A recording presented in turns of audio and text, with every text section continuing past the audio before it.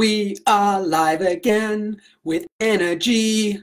Okay, this is the last one. I decided I was going to do a week helping people with energy. This is the last live. For those of you who haven't seen any of the other videos, please go back because I've dived into exercise, diet, sleep, gadgets and tools. And now this is the last one, diving into experiencing consistent positive emotions. Now, why do I think this is so important for energy? Very simple. When you are a human, which I imagine most of us are watching this, your mind is preconditioned for survival, which means you are always looking for things that are wrong. So what we've got to do is we've got to go against that grain, and I'm going to give you some habits and some tools to help you experience consistent positive emotions moving forward. So the first thing is a morning routine. Now, the morning routine that I've developed has changed over many years, and I tailor it all the time depending on where I am in the world. Ultimately, it's going to consist of the following: conditioning my identity. Now, this is really important because when we want to be energetic, we want to condition who we want to become and condition like us now to be that person. So for me, in the morning when I'm conditioning my identity, I'm thinking of my life principles, right? Be inspiring, be loving, be grateful, be generous. I'm thinking of my values. I'm conditioning my beliefs, right? I'm primal green energy. I'm a balanced being. I'm raw power, and I'm an energetic beast, right? This is you're conditioning yourself. And that's really, really important. So conditioning that identity is one of the core things to do so that you're experiencing positive emotions because you're conditioning yourself, right? The training never stops. Next, gratitude, right? Gratitude is the cornerstone of fulfillment, right? It is the cornerstone. So think of 3 things that you're grateful for every morning at least, because this is going to help you move into abundance as opposed to what most people do, which is living in scarcity, looking for things that are wrong in their life and not really experiencing those consistent positive emotions. Now, if you're feeling abundant, if you're feeling generous, you're going to be experiencing so many more positive emotions than if you were just by yourself. I mean, ultimately, this mind is always looking for things that are wrong. So you've got to condition it, right? So after you move into gratitude, what's next? Next is energy, right? Everything in the world is energy. So ultimately, for me, I think of a meditation that brings energy in and out of me and shares it with as many people as I can. So I'm vibrating on a higher frequency. And I find that's fantastic. So I'm feeling energetic. I'm excited to share and to contribute to people at the highest level that I possibly can. Right, next is visualization. Now, often we feel things are really far away in our lives. So when I go through visualization, think of things that you're going to do today that you're going to accomplish, maybe in a few weeks' time, and maybe in years to come. For myself recently, I've been visualizing myself doing the TEDx in Chinese on stage, getting really excited for it because that's going to be a massive feat for me. So I'm really excited. Speaking of, today I did my last practice in front of the organizers. They said it's great, it's ready to go. So I can't wait to rock and roll with that in 2 weeks' time. So next, journal every evening. Right, I think journaling is a fantastic way in order for you to experience more positive emotions because you are deloading your mind. What I mean by this is often we take a lot of things on, but we never really process it. So what I'd love for you to think about is how do you can just deload, externalize your mind, have some sort of routine where you can just get rid of everything from the day.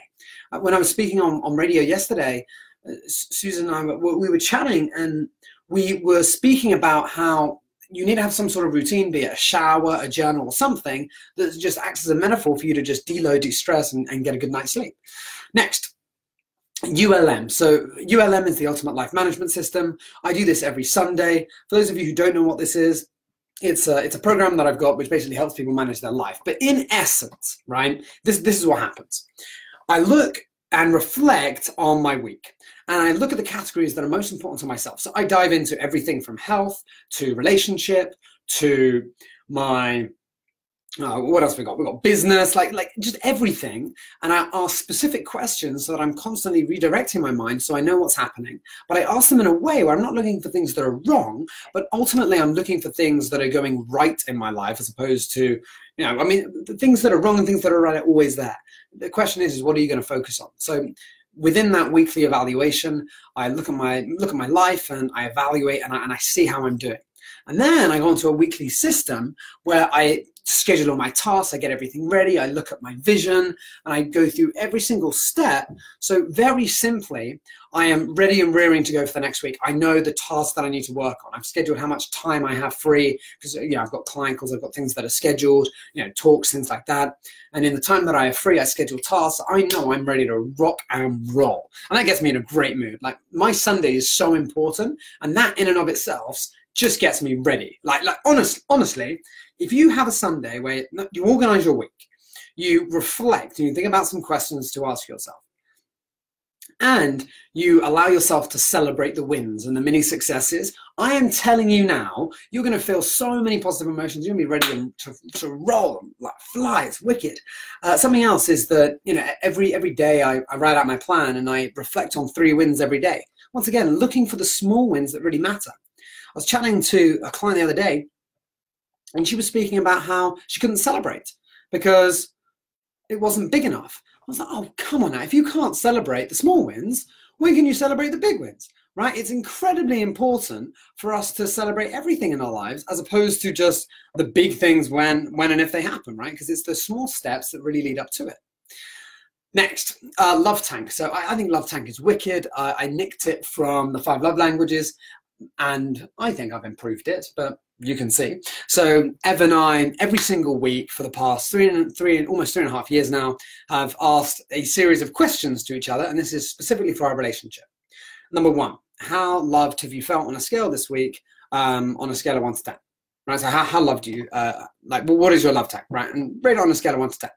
Then why? Like, why are you feeling a 9 or an 8? Or why aren't you feeling that loved? Or why are you feeling loved this week? Then they explain, and then you say, when did you feel most loved? Once again, you're directing yourself onto the thing that really, really matters to you. Like, what is most important for you to do? Because often when we try and love someone, we do everything right except what really matters. And by asking that question, it clarifies for yourself the thing that you're doing that really makes them feel loved. And then what can you do next week to make them feel even more loved? So I think that's just fantastic. Next, walk outside. Right, people just don't walk outside. We're always stuck in boxes. Like literally just before this, about half an hour ago, I was walking outside, grounding myself, just going for a walk, getting out in nature. We aren't meant to be kept in all these boxes. So walk out, get some fresh air, move your body. I mean, exercise is so important to experience those positive emotions. Now, the last tip that I'll give you, and I can go on all day about this, but I want to make this a short live of the best that I can. It's something called morning pages. So morning pages is something that I recommend to people that are feeling slightly overwhelmed, to people that are having trouble coming up with new ideas, or they're trying to process things. For me, it's a fantastic practice. Once again, I nicked it, or I borrowed it from Julia Cameron.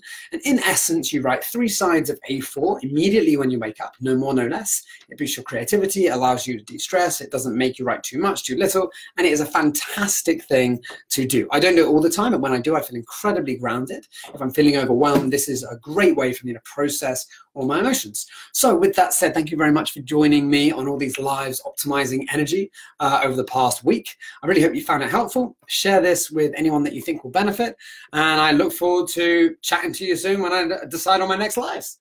Take it easy, guys.